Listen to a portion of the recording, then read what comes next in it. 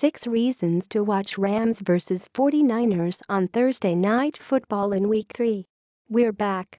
Every week I'm going to give you reasons to watch Thursday Night Football, which is typically one of the worst games in any given NFL weekend. This week, we've got the Rams playing the 49ers in Santa Clara, a preseason favorite for the worst of all Thursday night games this season. The Rams and 49ers were both hot garbage last season. The Rams' biggest headlines came from Jeff Fisher reportedly not wanting Eric Dickerson around and his subsequent firing. For the 49ers, they just weren't all that talented outside of Colin Kaepernick and dumped Chip Kelly after just 1 year. Thursday is going to feature a pair of teams that aren't good but are trying to build themselves up. Here's why you should watch. Aaron Donald is one of the best players in the NFL.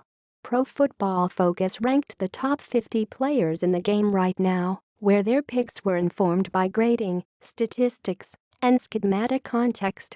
They concluded that Donald is the best player in the NFL. Donald's probably not going to be the name that the casual fan, or even a diehard, really points to when asked who the best player in the NFL is. He's not your traditional mammoth of a defensive lineman.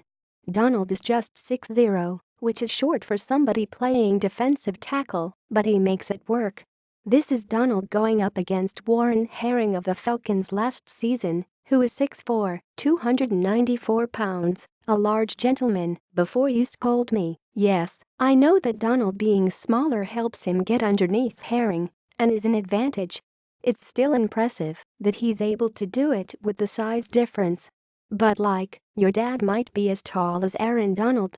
And Donald is handling these guys like it's nothing. That's wild, even if he is 285 pounds. Donald didn't like how he played last week in his first game this season. "I need to win those, that's what they put me out there for," Donald said via the Los Angeles Times. "Just got to knock off the cobwebs and go out there and play a lot better." I really do feel bad for Brian Hoyer because Donald is likely going to knock off the cobwebs off and Hoyer off his feet. Lol, JK, can't wait. Carlos Hyde is your cliched physical and punishing running back. Breaking: the 49ers are not good at quarterback. In fact, there's really not a whole lot to watch on their offense. Brian Hoyer is slanging the rock to Pierre Garcin and Marquise Goodwin and the rest of their receivers you've never heard of. The one highlight on the offense is my man's El Guapo, Carlos Hyde.